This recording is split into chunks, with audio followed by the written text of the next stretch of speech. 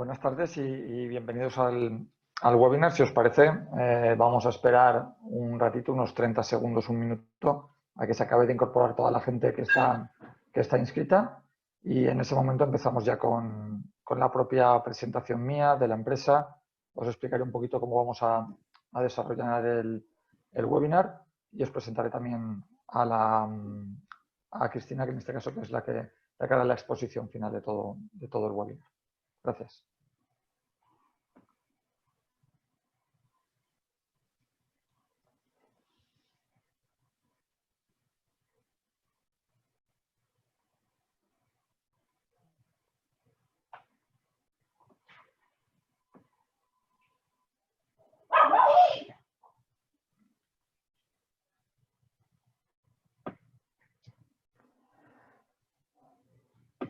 Bueno, si os parece, empezamos con el webinar. Yo soy Agustín Corral, soy gestor de zona de Sitra. Sitra es una empresa que trabaja el agua en la industria, tanto aguas limpias como aguas residuales, y desde dos puntos de vista, tanto el punto de vista de instalaciones como el punto de vista de operación y mantenimiento. Dentro del área de operación y mantenimiento, una de nuestras tareas fundamentales, uno de los pilares de la empresa, son todas las tareas de limpieza y desinfección que hemos desarrollado durante muchos años, como os digo, a nivel industrial. Con la crisis que nos ha afectado, la del COVID, pues evidentemente este trabajo se nos ha multiplicado y creíamos que era muy interesante realizar este webinar. Este webinar lo trabajaremos con unos 45 minutos de exposición que realizará Cristina. Podéis realizarnos durante los 45 minutos disculpas, preguntas a través del apartado preguntas y respuestas que tendréis en la parte inferior de vuestro panel. ¿Vale? Se contestarán estas preguntas en los últimos 15 minutos de la exposición. Si en algún momento alguna de las preguntas se nos quedan en el tintero, nos pondremos en contacto personalmente con vosotros para poder contestarlas. Posteriormente se os enviará también una presentación conforme la hemos realizado y estaremos a vuestra disposición para cualquier consulta adicional que queráis hacer. Como os digo, el webinar lo expondrá Cristina Ferrer. Cristina Ferrer es licenciada en Bioquímica, especializada en Microbiología y diplomada en Contaminación Ambiental por la Universidad de Valencia. Tiene una larga trayectoria profesional en el campo de la desinfección en el entorno industrial y actualmente es la responsable del Departamento de Operación y Mantenimiento de Sitra. Como os digo, tiene muchísima experiencia en este campo. Lleva desde 2007 en Sitra y desde 2010 es la responsable del departamento. Entonces, yo os dejo ya con ella y dará comienzo la propia exposición del webinar. Gracias a todos por estar ahí y en los últimos 15 minutos vamos hablando. Muchísimas gracias. De acuerdo, muchas gracias, Agustín. Bueno, buenas tardes a todos y gracias por conectaros. Lo que vamos a ver esta tarde es, pues, qué es lo que nos estamos preguntando todos estos días.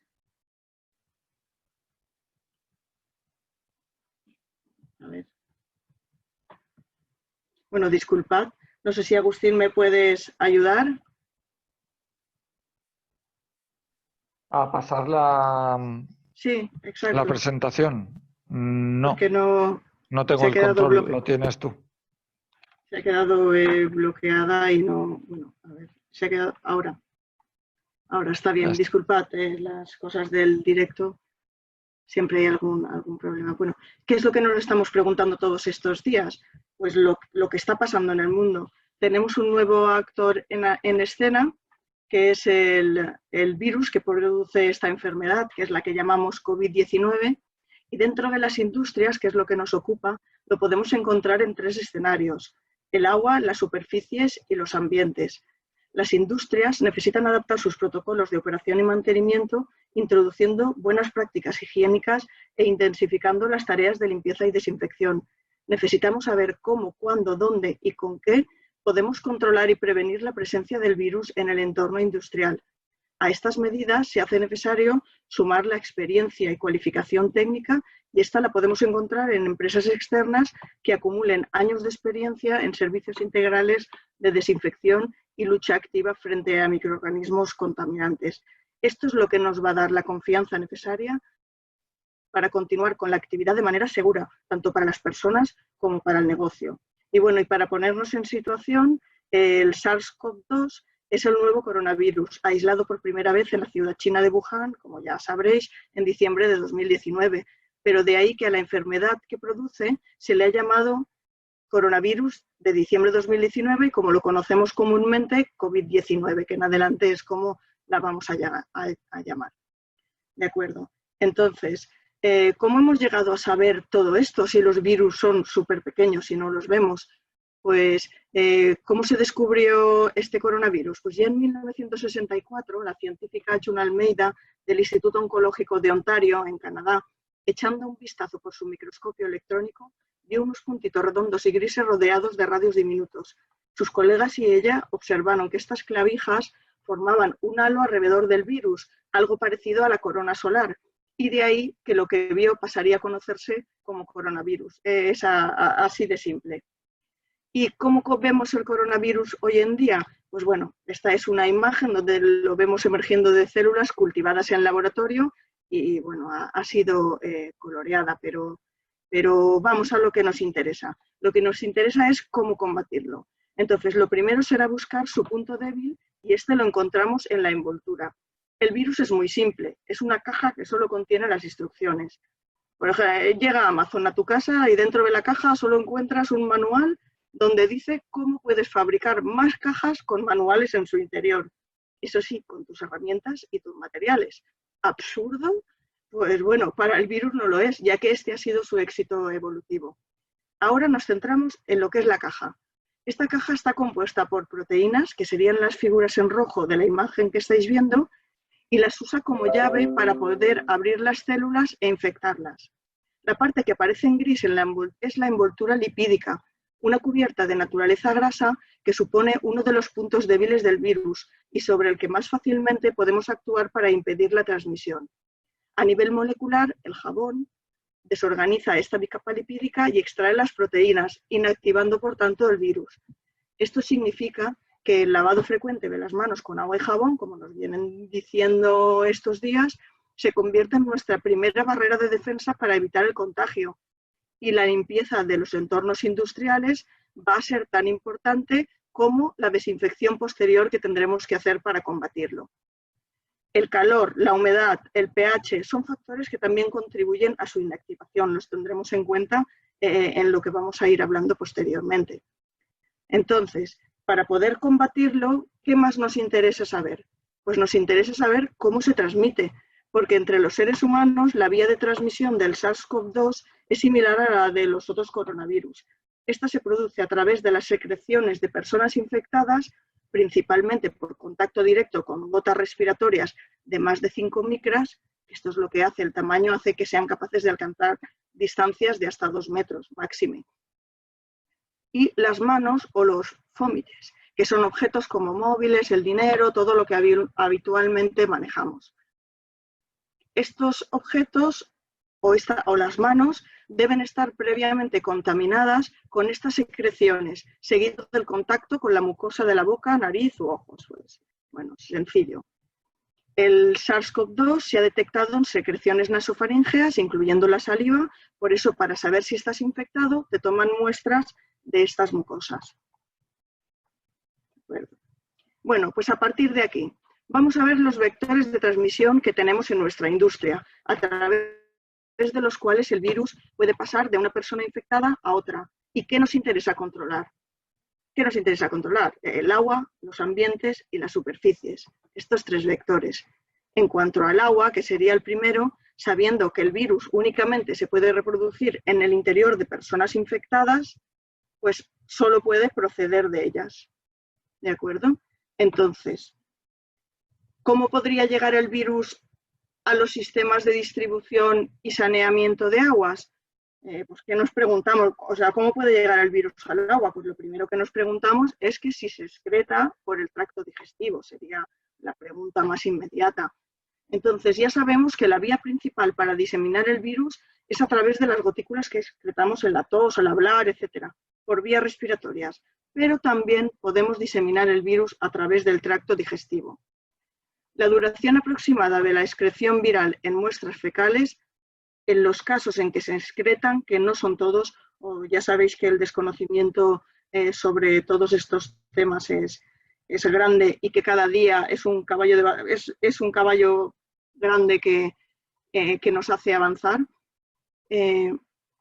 Puede tener medias, la excreción en muestras fecales, puede tener medias de hasta 33 días después de la aparición de los primeros síntomas.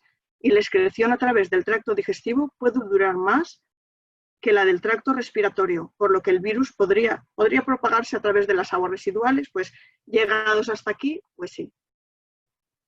Ahora bien,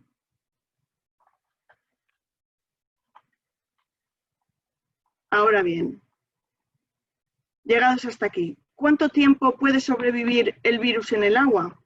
Pues a día de hoy no hay evidencias científicas que muestren con certeza cuánto tiempo puede permanecer el SARS-CoV-2 en el agua.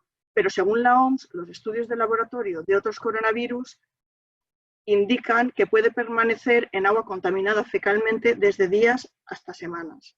La preocupación de que a través del agua residual se pueda contagiar el virus se disipa cuando estudios recientes encuentran restos de virus, pero sin capacidad infectiva, en las redes de alcantarillado o en las depuradoras, que es lo que vamos a ver ahora.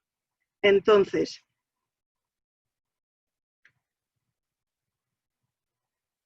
vamos a ver el agua potable, que está aquí, problemas con el paso. ¿Puede transmitirse a través del agua? Pues vamos a ver en el agua potable, porque si bien la persistencia en el agua potable es posible, no hay evidencia actual de que los coronavirus humanos estén presentes en fuentes de agua superficial o subterránea, o se transmitan a través del agua potable contaminada. Si el agua está correctamente tratada, no hay riesgo de contagio. Esto es, que tenga al menos 0,5 miligramos litro de cloro y que haya estado a 30 minutos y a pH inferior a 8 en tratamientos centralizados, o sea, en la distribución, y entre 0,1 y 0,5 miligramos litro ya en las redes de distribución, que sería cuando llega a nuestros grifos. De este modo, el consumo de agua potable es totalmente seguro según la OMS y el Ministerio de Sanidad, porque la OMS afirma que los virus envueltos, como es el caso, son menos estables en el medio ambiente y son más susceptibles a los oxidantes como el cloro. Los métodos convencionales de tratamiento de agua que usan filtración y desinfección, como son la mayoría de los sistemas municipales de agua potable, deben eliminar o inactivar el virus que causa la COVID-19. ¿De acuerdo? Entonces, ¿se detecta el virus en aguas residuales? Que es una de las preguntas que tenemos. Pues se han hecho muestreos en las redes de alcantarillado de las ciudades y se encuentran restos de material genético, pero no copias completas con capacidad infectiva. Muy importante. Así, teniendo en cuenta que no está claro que en las heces se encuentren virus activos, la inestabilidad de los virus envueltos, la dilución de la carga vírica al llegar los residuos a las aguas, pues entonces el riesgo infectivo tiende a cero. Por el momento, el agua no aparece entre las vías de transmisión del virus que recoge la Organización Mundial de la Salud. Entonces, vamos a ver en las aguas, en nuestras depuradoras, a ver qué podemos encontrar. Pues se han llevado a cabo ya diversos estudios. Y en este caso concreto, que es el que estáis viendo, se ha llevado a cabo el estudio muestreado en 7 depuradoras de la región de Murcia a lo largo de toda la línea de agua, entrada, secundario y la salida, tras haber recibido tratamiento terciario, bien con oxidantes o con ultravioleta, en función de la planta, de la EDARI. Las muestras se tratan ajustando pH 6, coagulando, floculando para atrapar los virus presentes, como puede ser, se hace con policloruro de aluminio, centrifugando para concentrar y analizando mediante la extracción, primero extraer, después amplificar y después detectar el ARN presente mediante la RT-PCR, que es la transcripción reversa y reacción en cadena de la polimerasa, que es la técnica por PCR que habréis escuchado que se está empleando para detectar el virus, tanto en muestras de agua como en superficies, como en clínica también. Los resultados que nos muestran que en promedio más del 70% de las muestras analizadas daban positivo para ARN, o sea, material genético del virus, de este coronavirus en concreto, del SARS-CoV-2. y que la mayoría de ellas superaban el 80%. Recordad que la detección de fragmentos de ARN viral no significa que mantenga su capacidad infectiva. Es importante. Y apuntar también que debido a la naturaleza lipídica de la envuelta, estos virus son enteros, cuando están enteros, que es cuando pueden infectar, son hidrófobos, o sea, huyen del agua, tienen más afinidad para unirse a las superficies sólidas.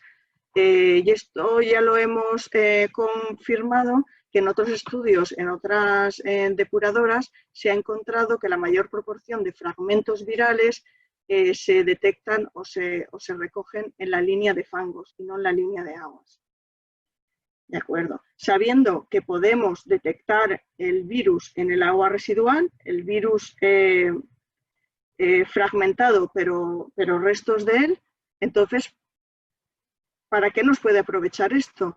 Pues de aquí deriva que se pueda llevar a cabo vigilancia epidemiológica del virus a través de las aguas residuales. El análisis de la presencia del SARS-CoV-2 en aguas residuales nos ofrece la posibilidad de implementar un sistema de alerta rápida y de vigilancia para detectar cambios en la circulación del virus en una población.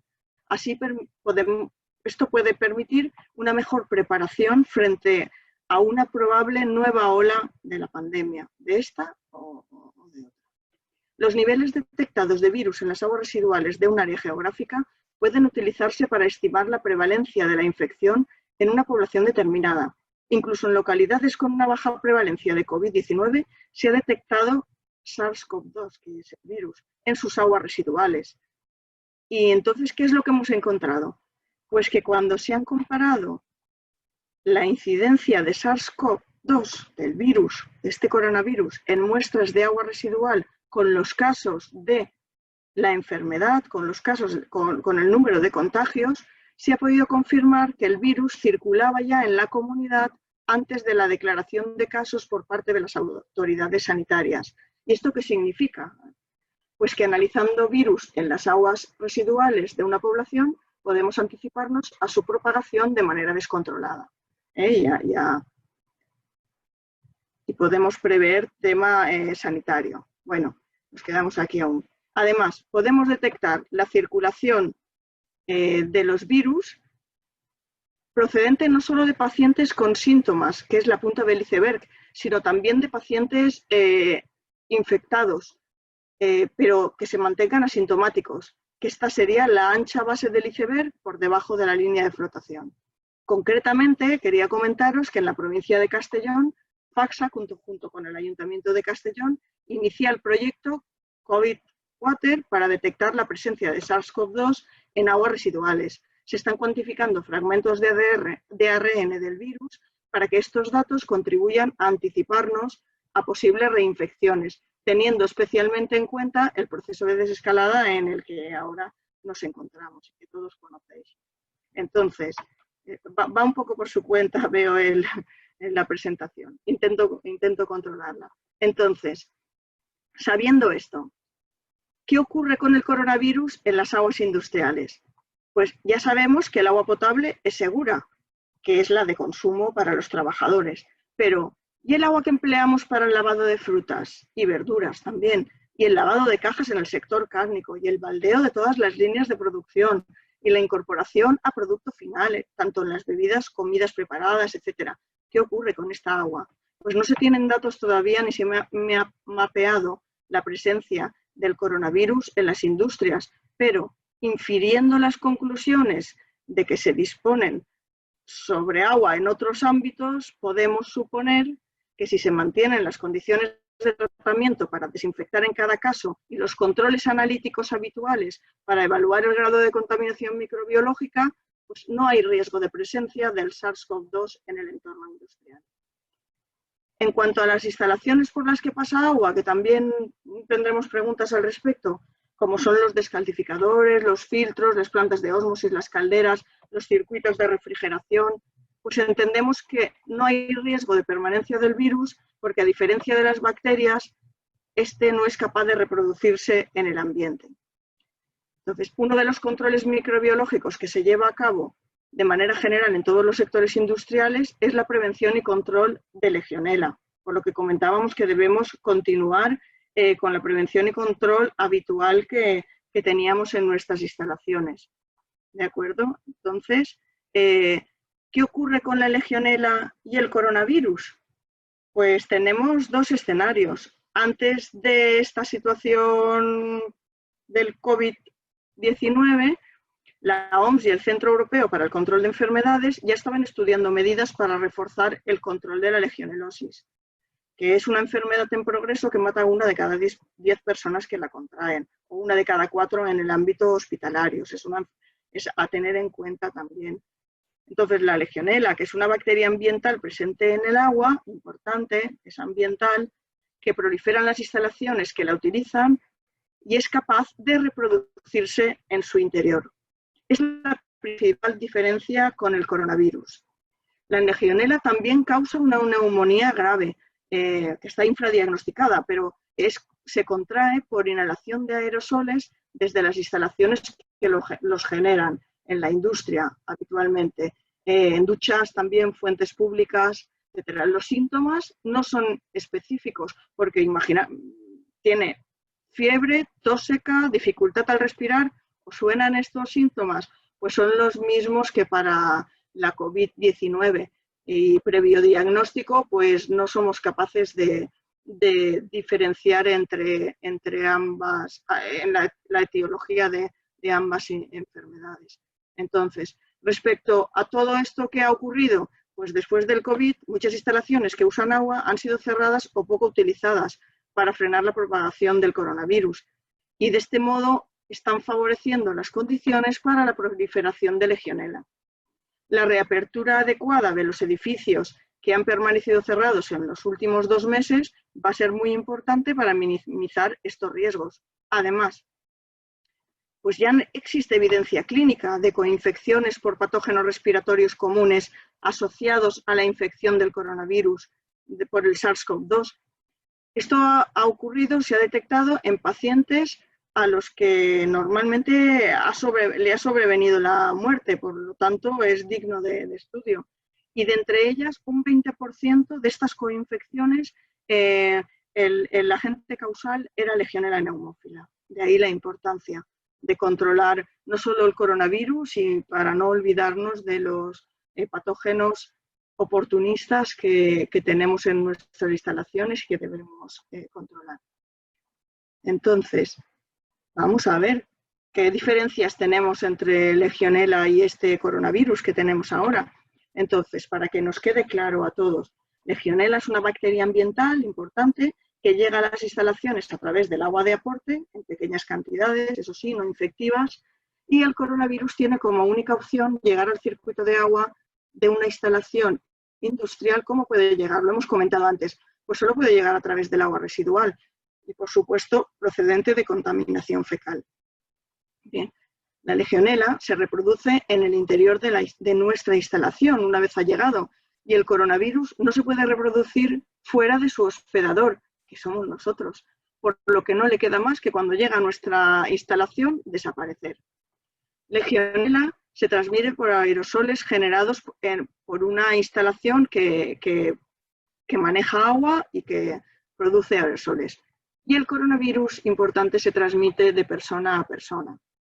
Bien, Legionella puede viajar dentro de las gotitas de los aerosoles entre 200 metros y 3 o 4 kilómetros según sople el viento, porque están generados por circuitos de refrigeración, con toda la capacidad evaporativa que las torres de refrigeración tienen y se encargan de lanzarla al ambiente. Pero ¿el coronavirus puede hacer esto? No, en absoluto, porque el coronavirus se traslada en el interior de aerosoles, pero únicamente generados por la expectoración de personas, y nosotros únicamente somos capaces de lanzarlos de 1,5 a 2 metros de distancia. Esa es una gran diferencia. Legionella es muy resistente a las condiciones ambientales, a los desinfectantes, a la desecación, a los rayos ultravioleta.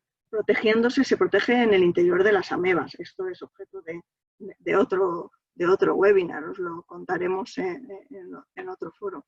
El coronavirus, sin embargo, es muy sensible a la desecación, esto está comprobado, a los rayos ultravioleta, o sea, al calor del sol, a la temperatura, al pH y a la tensión superficial, que estaríamos hablando de los jabones, detergentes, etc. ¿De acuerdo? Entonces, las medidas, ¿qué concluimos de todo esto? Pues que las medidas higiénico-sanitarias para prevenir y controlar la legionelosis en las instalaciones controlan también la COVID-19 en el agua. Importante. De acuerdo. Entonces, centrándonos en legionela, ya que sabemos que controlando legionela controlaremos la COVID. ¿Cómo mantenemos las instalaciones durante el cierre que nos ha sobrevenido en el estado de alarma o la suspensión de la actividad? Pues desde el Ministerio de Sanidad y la Dirección General de Salud Pública de la Generalitat Valenciana han publicado el procedimiento para el mantenimiento de las instalaciones de agua sanitaria y agua climatizada tras cierre de instalaciones o suspensión de la actividad.